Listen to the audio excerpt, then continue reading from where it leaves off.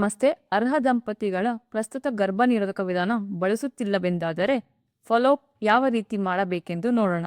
ಕುಟುಂಬ ಯೋಜನೆಯ ಮುಖಪುಟದಲ್ಲಿ ಸಮೀಕ್ಷೆ ಮೇಲೆ ಒತ್ತಿದರೆ ಅರ್ಹ ದಂಪತಿ ಸಮೀಕ್ಷೆ ಅವಲೋಕನ ಕಾಣಿಸುತ್ತದೆ. ಅದರ ಕೆಳಗೆ ಅರ್ಹ ದಂಪತಿ ಸಂಖ್ಯೆ ಕಾಣಿಸುತ್ತದೆ. ಅದರ ಮೇಲೆ ಒತ್ತಿದರೆ ಅರ್ಹ ದಂಪತಿಗಳನ್ನು ಕಾಣಬಹುದು. ಅವರಲ್ಲಿ ಮೊದಲ ಫಾಲೋಅಪ್ ಬಾಕಿ ಇದೆ ಎಂದು ಕೆಂಪು ಅಕ್ಷರಗಳ ಮೇಲೆ ಕಾಣಿಸುತ್ತದೆ. ಅವರ ಮೇಲೆ ಕ್ಲಿಕ್ ಮಾಡಿದರೆ ಮೊದಲ FP ಅನುಸರಣೆ ಪ್ರಾರಂಭಿಸಿ ಎಂದು ಕಾಣಿಸುತ್ತದೆ. ಅದರ ಮೇಲೆ ಕ್ಲಿಕ್ ಮಾಡಿದರೆ ಮಹಿಳೆ ಗರ್ಭವತಿ ಆಗಿದ್ದಾರೆ, ಹೌದು ಅಥವಾ ಇಲ್ಲ ಎಂಬ ಆಯ್ಕೆ ಬರುತ್ತದೆ. ಇಲ್ಲಿ ಇಲ್ಲ ಎಂದು ಒತ್ತಿ ಮುಂದೆ ಬಟನ್ ಮೇಲೆ ಕ್ಲಿಕ್ ಮಾಡಿದರೆ ಈ ದಂಪತಿಗಳ ಪ್ರಸ್ತುತ ಗರ್ಭನಿರೋಧಕ ವಿಧಾನ ಬಳಸುತ್ತಿದ್ದಾರೆ ಎನ್ನುವ ಪ್ರಶ್ನೆ ಬರುತ್ತದೆ. ಇಲ್ಲ ಎಂದಾದರೆ ಕೊನೆಯ ಋತುಚಕ್ರ ದಿನಾಂಕವನ್ನು ಕೇಳುತ್ತದೆ. ಆಶಾರವರು ಕೆಳಗೆ ಮಾಹಿತಿ ಅನ್ನು ತುಂಬಬೇಕು.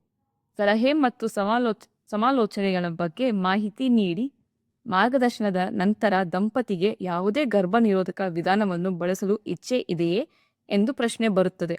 ಹೌದು ಅಥವಾ ಇಲ್ಲ ಎನ್ನುವ ಆಯ್ಕೆ ಮೇಲೆ ಕಾಣಿಸುತ್ತದೆ.